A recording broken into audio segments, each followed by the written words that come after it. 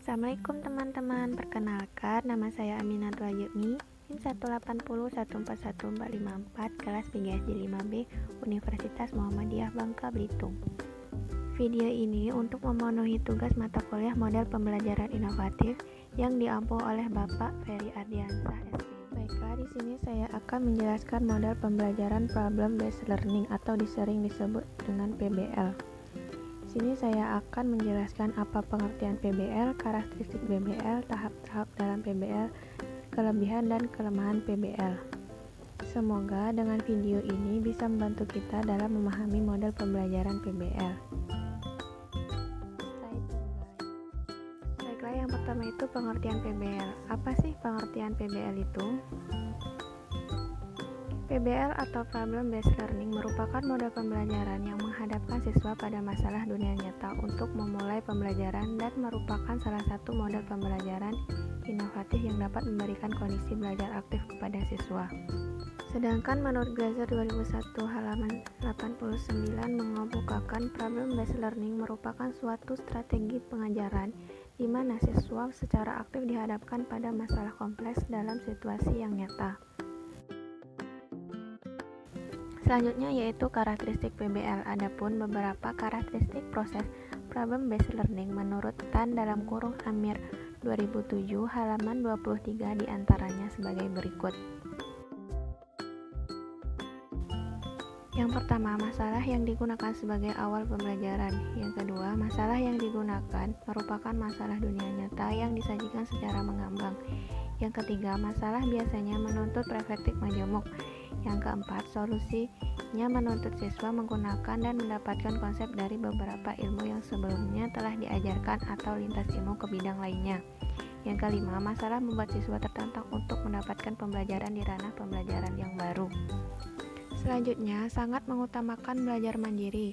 Yang ketujuh, memanfaatkan sumber pengetahuan yang bervariasi, tidak dari satu sumber saja. Yang kedelapan, pembelajarannya kolaboratif, komunikatif, dan kooperatif. Yang kesembilan, siswa bekerja dalam kelompok, berinteraksi, saling mengajarkan, dan melakukan presentasi.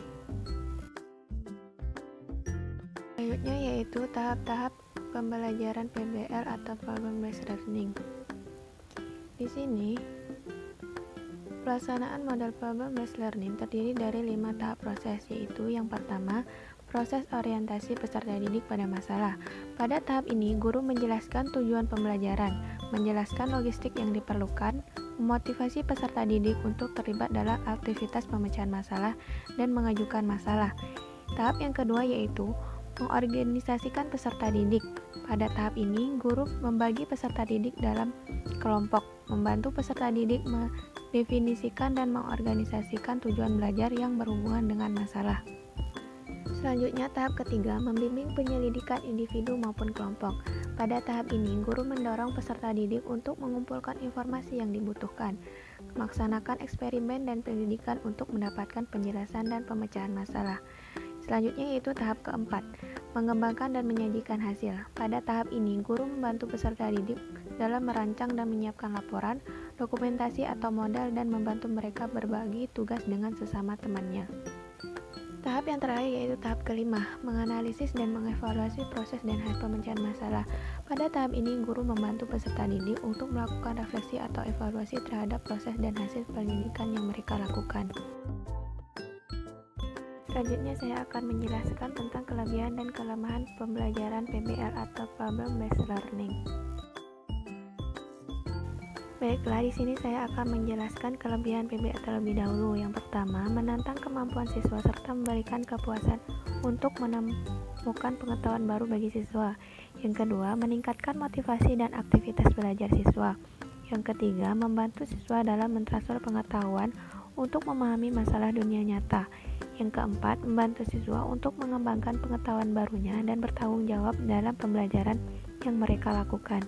Kemudian kelemahan PBL itu sendiri yang pertama, manakala siswa tidak memiliki minat atau tidak mempunyai kepercayaan bahwa masalah yang dipelajari sulit untuk dipecahkan, maka mereka akan merasa enggan untuk mencobanya. Yang kedua yaitu pembelajaran model Problem Based Learning membutuhkan waktu yang lama. Yang ketiga, perlu ditunjang oleh buku yang dapat dijadikan pemahaman dalam kegiatan belajar. Baiklah, mungkin hanya itu yang dapat saya sampaikan. Semoga dapat bermanfaat bagi kita semua. Saya akhiri. Wassalamualaikum warahmatullahi wabarakatuh.